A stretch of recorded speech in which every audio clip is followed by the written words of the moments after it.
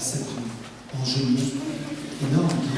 Peut-être qu'il faut rappeler le service à la personne, parce que qu'est-ce que c'est le service à la personne? C'est un secteur qui est en plein développement, mais c'est aussi quelque chose de très large.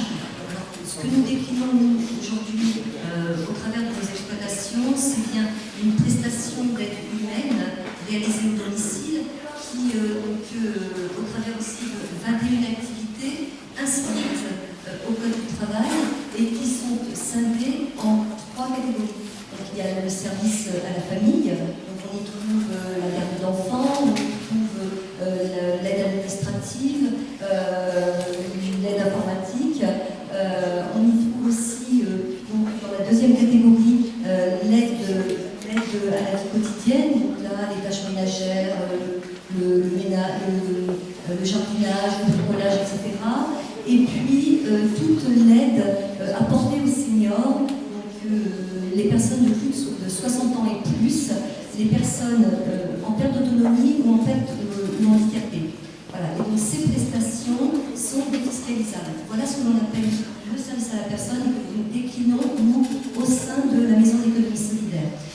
Nous avons 2 structures, tu en as parlé tout à l'heure, donc Pays de Emploi, qui est notre plus vieille association, qui est créée en 89, qui intervient auprès du particulier, de la collectivité et du secteur marchand. Il faut savoir que dans Pays de Emploi, 50% de notre activité est réalisée auprès du particulier sur ce qu'on appelle des tâches qui relèvent de l'agrément simple. 50%, c'est beaucoup. C'est une association qui met du personnel à disposition, au même titre que nous faisons pour les animateurs. Et donc, depuis 89, cette structure n'a cessé de croître. Et nous sommes sur une stagnation là, depuis 3 ou 4 ans. En 2004, donc nous intégrons la Maison d'économie solidaire en 2003. En 2004, nous décidons de créer une entreprise d'insertion qui dispense des prestations relevant de l'agrément qualité. Alors là, nous sommes dans le champ médico-social. C'est assez compliqué d'aller défendre un dossier d'une entreprise d'insertion qui va réaliser des prestations sous l'agrément qualité. Nous sommes des gens tenaces. Il nous a fallu 18 mois, mais nous avons réussi à ouvrir cette structure. Nous avons eu nos premières exploitations en 2006. Et je crois que nous n'avons pas à rougir de notre décision, puisque nous donnerai quelques chiffres ensuite, mais je pense que nous avons réussi notre pari. Nous aurions pu craindre aussi, quand nous avons décidé d'ouvrir cette deuxième structure, d'appauvrir la première. Or, c'est le contraire. Nous avons gagné en visibilité en proposant un panel de services encore plus large. Donc ça a été aussi une agréable surprise. Et pourquoi aussi nous avons ouvert cette deuxième structure, évidemment au travers de quelques constats au sein de l'association intermédiaire où nous avions des demandes de nos partenaires, donc, le SIAD notamment, le SIAD de Chaumont, l'hôpital de Chaumont, de Beauvais, qui commençaient à nous demander des prestations. Et puis on savait qu'on n'était plus tout à fait dans la réglementation, donc il fallait absolument nous régler cette situation. C'est aussi pour répondre à un besoin qui est de plus en plus croissant sur ce territoire et aussi pour permettre à des salariés qui étaient depuis un certain temps dans l'association intermédiaire, à qui nous avons proposé des ateliers, qui avaient des savoir-faire, qui avaient de l'expérience, mais qui n'avaient aucune reconnaissance sur ces métiers. Donc c'était pour nous l'opportunité de pouvoir leur permettre de s'engager véritablement dans une démarche de professionnalisation et de pouvoir les accompagner pendant 24 mois si c'est nécessaire, et et de leur apporter une formation qui pouvait aller jusqu'à la qualification et obtenir un titre. On reviendra plus tard. Voilà, donc ça nous sommes dans les années 2004-2005. Donc 2005, loi Bourlot, relative donc, au développement du service à la personne.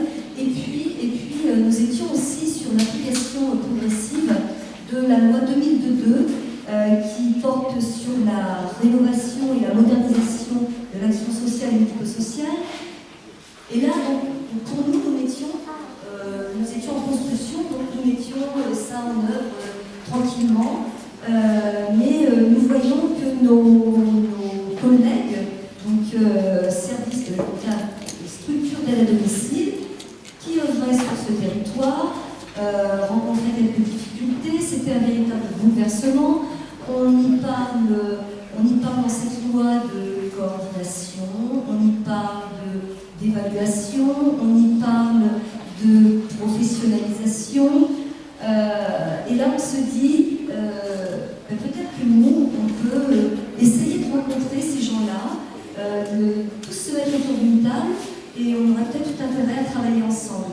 Alors, je souris parce que je pense que Nicolas, qui venait de nous rejoindre, a participé à cette première rencontre, et c'est vrai que ces premières rencontres ont été un petit peu frileux, il y avait une frilosité. L'État d'ailleurs nous a soutenus dans cette démarche, mais encore une fois, nous avons réussi à rencontrer ces structures et à mutualiser des actions. Nous avons porté pendant 3 ans des projets collectifs où nous avons réussi à regrouper des salariés de différentes structures et qui partageaient leur expérience. Et ça a été vraiment quelque chose de très très enrichissant. Et donc, grâce à la coopération et à la mutualisation, ça a porté PBS. Alors ça veut dire aussi, de manière très simple, on crée une nouvelle entreprise, au début elle est fragile, les autres prennent en charge une partie de ses propres charges pendant un temps. Bien sûr, pendant un temps. On a fait la même chose pour la recyclerie. C'est pas rien la solidarité entre les entreprises. Déjà techniquement, le commissaire s'arrache les cheveux, ça c'est une chose. Ah, l'enregistrement, on peut arrêter ça. Donc, ça veut dire ça, la coopération entre les entreprises, et en tout cas, ça apporte ses fruits. Et il y a l'autre aspect de la rencontre des autres, de ne pas avoir peur des autres, de considérer qu'il y a une partie de la réponse pour nous dans l'autre. Par contre, effectivement, il faudra aussi trouver quel espace de rencontre il peut y avoir chez l'autre et ce qu'on peut lui apporter. Et ça veut dire qu'aujourd'hui, PBS, c'est quand même combien de salariés, et on pourra aller... Peut-être aussi une expérience qui a été aussi très, très, très riche. Nous avons envoyé un questionnaire à tous nos usagers, à tous les usagers de la maison d'économie solidaire, et donc sur leurs besoins et leurs attentes. Et donc ce qui ressortait de cette enquête, c'était le transport et le portage de repas.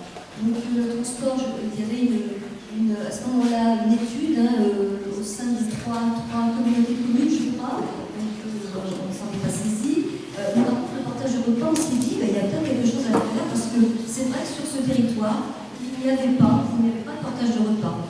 Nous nous sommes rapprochés de l'OPHS, qui encore une fois nous a regardé avec des gros yeux, en disant qui c'est cela.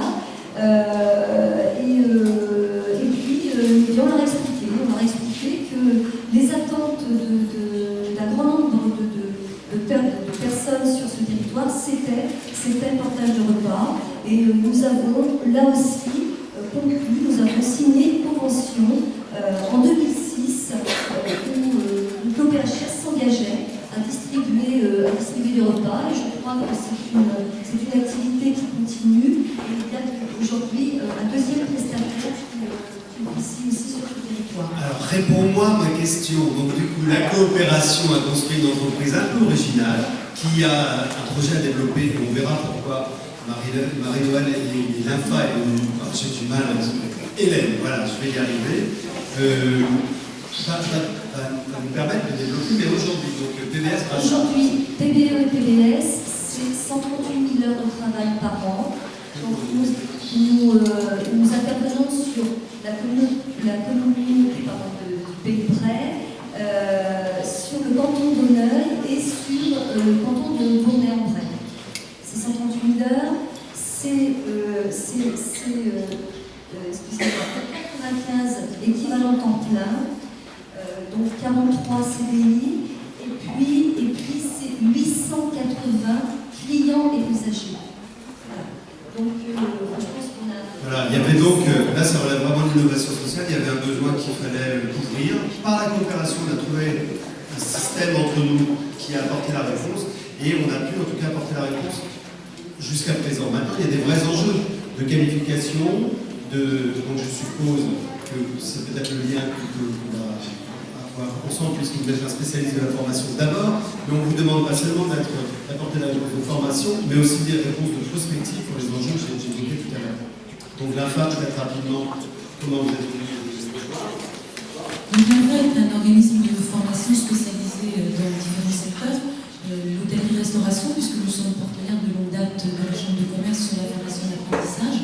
Et depuis 2009, nous avons développé le métier de service à la personne.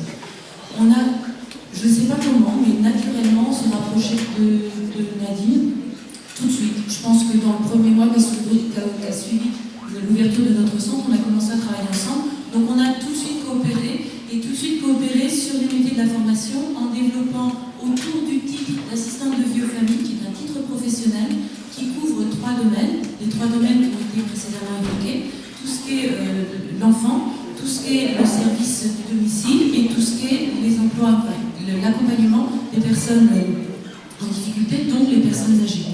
Donc depuis 2009, eh bien, c'est quand même 200 personnes que nous avons formées en commun, donc à différents titres, des formations au titre financées par le Conseil régional de Picardie, des formations dans le cadre de la formation continue, puisqu'on a, dans le cadre des entreprises d'insertion, accompagné on passait un certificat, puis 2 certificats, puis 3 certificats pour aller au titre complet, et puis des formations qui se déroulent sur l'ensemble du territoire, puisque la Chapelle-aux-Paux nous a fait voyager sur Grandvilliers, nous emmène maintenant sur Chaumont-en-Vexin, donc on va un petit peu partout avec nos partenaires de la Chapelle-aux-Paux, et c'est avec plaisir, parce qu'on est proche des gens, parce qu'on est proche des personnes qui ont besoin d'être formées, parce qu'on a la prétention de les amener sur l'emploi, et par la formation sur l'emploi durable, puisqu'on a à peu près 100% de réussite au titre professionnel, et qu'on est probablement,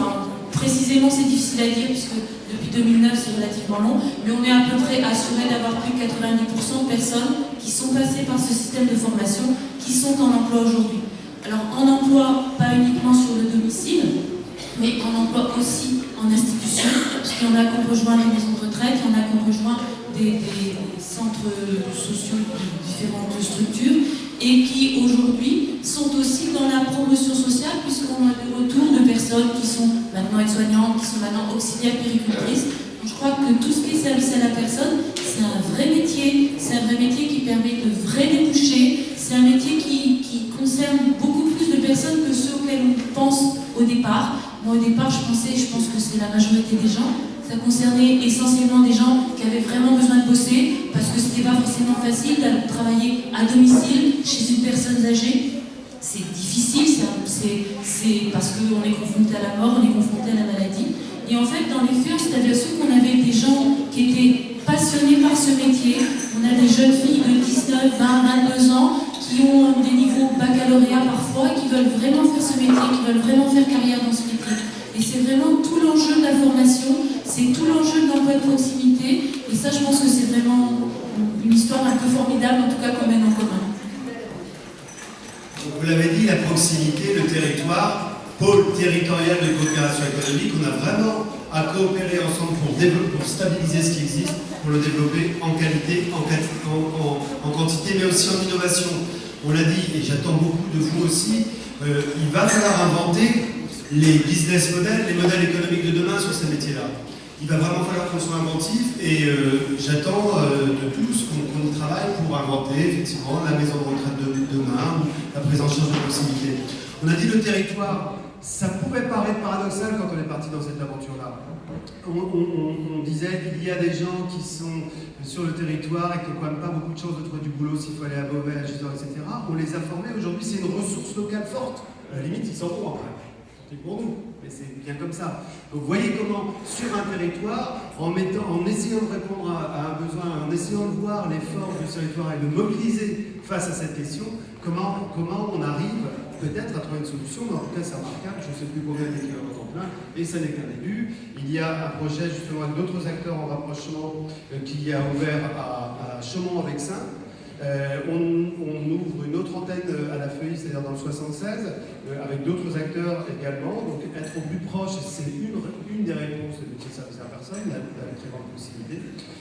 Après, pour le reste, ce sera plus compliqué. Il y a Sébastien Gras qui représente l'ANA, donc une autre association assez semblable à PBS, installée sur nos gens, avec laquelle, et à travers toi, je vais demander d'en témoigner si tu veux bien, on envisage la suite. On a fait le même constat. Il va falloir avoir une échelle suffisante, mais en même temps une proximité. Il faut être innovant, il faut être complémentaire. Et nous sommes en train d'entamer une démarche de réflexion commune qui va peut-être produire des effets.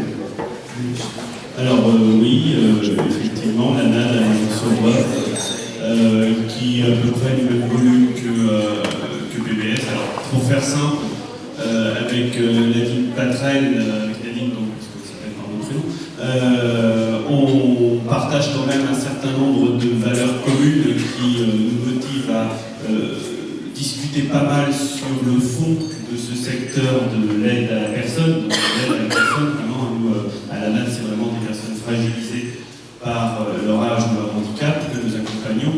Et de ce fait, il semblait intéressant de pouvoir essayer d'amener une réflexion qui permette d'améliorer tout ce qui concerne les ressources humaines dans ce secteur. C'est un secteur en souffrance quand même.